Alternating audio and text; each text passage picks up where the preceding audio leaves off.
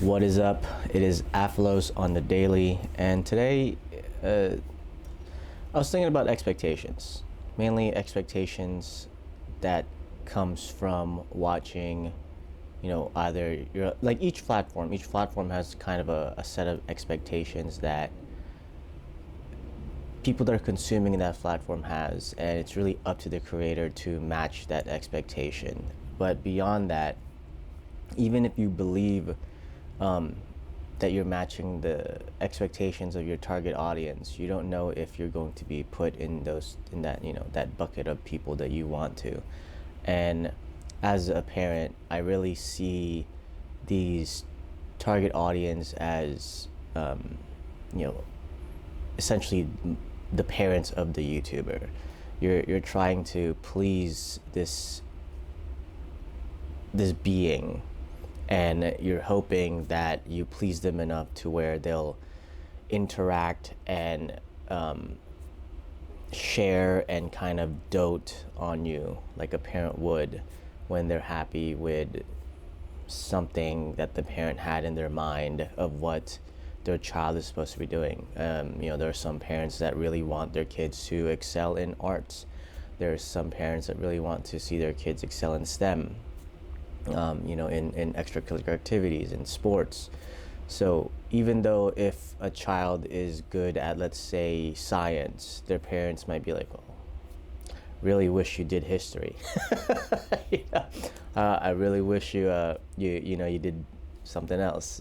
You wish you were Shohei Ohtani. Like, what are you doing? Why are you trying to be Einstein when I want you to be Shohei Ohtani?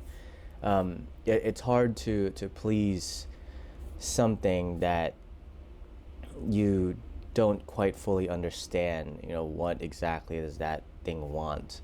But in the sense of YouTube, it's very difficult to want to do that, right? Like, then at that point, then you're always going to have to meet those expectations, and you're always going to want to, or need, not even want, you're always going to need to be that specific thing, whatever that thing is. There's a lot of people right now that, like myself, who are doing a bunch of different stuff, and then I feel like as the economy gets worse, the recession starts, all these different indicators of kind of a global downtrend of things needing to be a lot tighter, and you need to be a lot more desperate, and you need to have a lot more avenues. I'm starting to feel like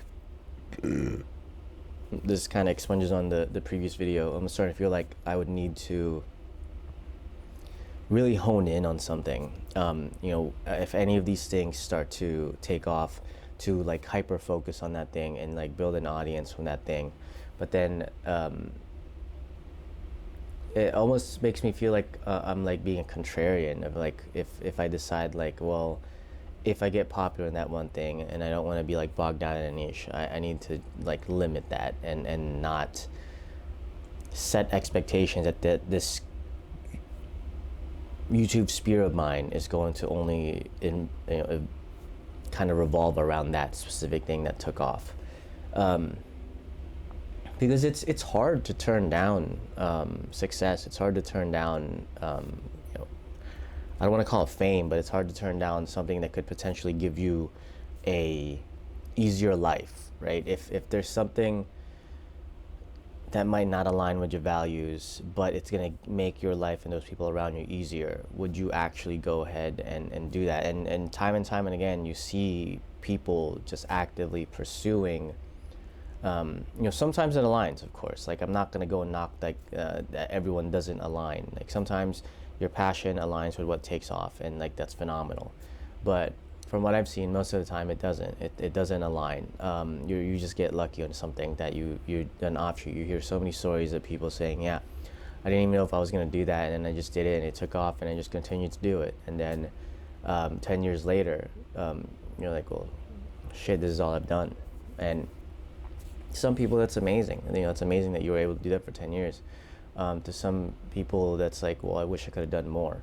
There's always so many different intricacies of like what is going to make a person happy, and I think this is kind of like what this channel it really is like the pursuit of happiness and kind of being able to turn down whatever strikes gold.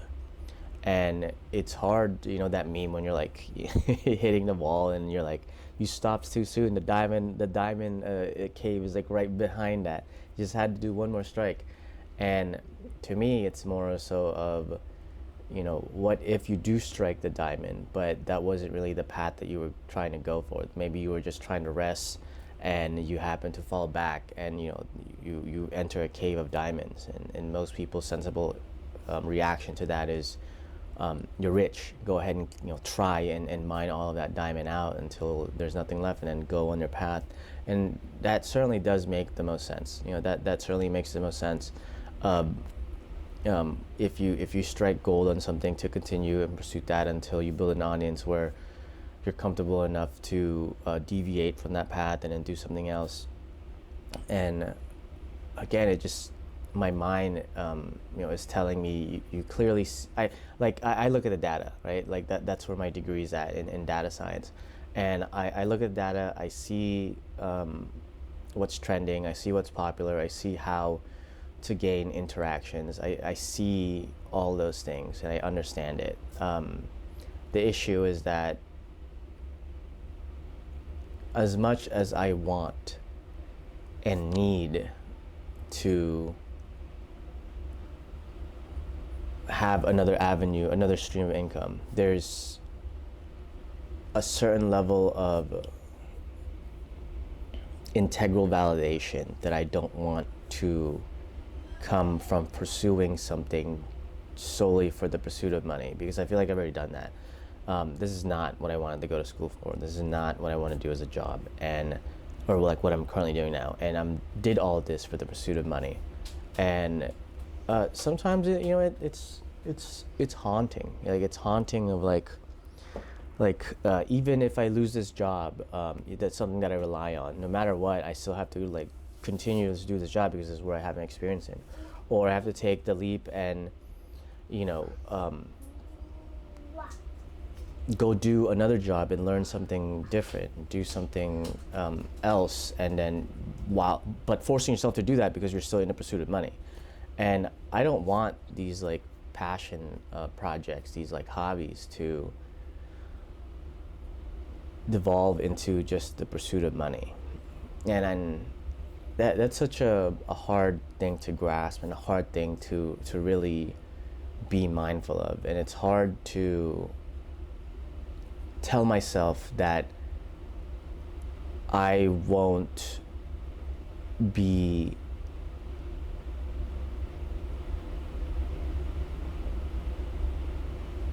like pulled by that lure, that allure of potential stability, potential excess finance. Like even though that is like one of my goals, like again, that's one of my superficial goals. Like I want more money, but if I truly did want more money, there's other avenues that I could do, right? I could go into consulting. I could go and go shop to shop and ask them if they want me to source out their products. I can go in and do negotiations for companies. I could go, I can put myself out there. If I truly wanted to have more money, I can go and find ways that are already in my specialty to find more money. But it's dawned on me that this YouTube thing, this TikTok, these video creation, at a certain point, no matter what you do, even people say like, yeah, like you can continue and never see success. I think that's incredibly wrong. Like I think no matter what you do, if you continue to pursue something like this, you do it enough times, you do it through enough things, that you're gonna find something that has a little bit more spark than the rest of it, and you can hyper focus on that thing that gets a little bit more spark, and continuously, it's my alarm, and continuously see like improvements. You know, it's everything that everyone says of like how to make it in YouTube is true. Like art, right? May's drawing videos gets a lot of views, and sometimes she doesn't want to do drawing videos. Sometimes she wants to do something else. Now, sometimes she wants to talk about her books. Sometimes she wants to like make food. The Kuma's videos, our dog, his videos get a lot of views sometimes, and sometimes I don't want to post Kuma. You know, sometimes he just wants to chill. He doesn't want to do anything. He doesn't want to like play fetch or something. He just wants to like just exist. And at a certain point, if you like find success in these things, that you're gonna have to like force whatever that thing, you know, like you're just gonna have to force it. Like it doesn't matter if you feel tired, or if you don't feel like drawing, if you don't feel like painting, if you don't feel like writing a chapter. That's me. If you don't feel like, or you know, if your dog doesn't want to cooperate because like you're trying to do like a specific video, you have to like force them to do those things, because that's what your audience is expecting, and that's what they rely on. And it's kind of similar to even now what I'm doing when, you know, I'm saying that even if these videos don't get that much success, they don't get like that many views, I'm still like forcing myself to create these things. But that's more so on like my ability to public speak and my ability to gain my ability to extract information from my brain and be able to eloquently, you know, state what, you know, I'm trying to actually state, instead of saying all the time, which I do say all the time, which is, to me, as of right now, it's fine. And there are a myriad of ways that I could improve, and one of those things is to do these videos where I'm just talking consistently on like one topic. And as of right now, I don't have too many topics to talk on. It's really just like what is on the top of my brain, and speak on that. Just because once you get to that structured point, and when you're speaking, you're gonna be able to just talk on that structured point, right? Like whatever that topic is, you're gonna be able to make structured points out of it, and you're gonna be able to, you know, go down a rabbit hole of like where you want to lead this conversation. Once you find a topic, you can write it down, you can do all these things, and those are nice and easy, but the execution is what matters. Like when you're actually able to eloquently state what your bullet points are, you're actually able to, you know, talk about these things in a long manner, and be able to state it without going around in circles, being able to have poignant examples to be able to relate that to the people that are watching.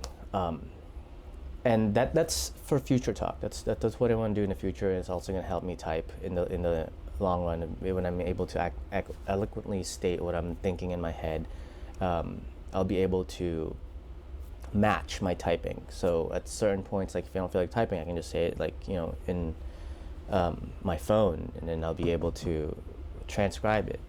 And so I'm doing this for, you know, a multitude of reasons, but I'm also doing other things. You know, I'm doing painting, I'm doing art. I want to start doing like a music review on like my favorite albums.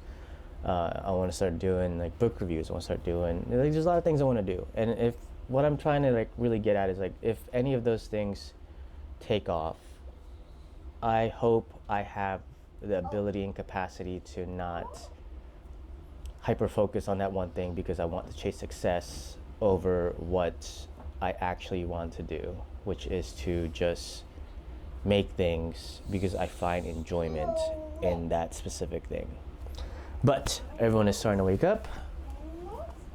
Zaki is up. He's over here. And I think this video is good. So it's a good one today. It was, you know, wasn't too much going on tangents. You know, stayed on topic somewhat. Pretty good. So if you like this, like and subscribe. And it's been AFALOZ and Neely. Talk to you guys later.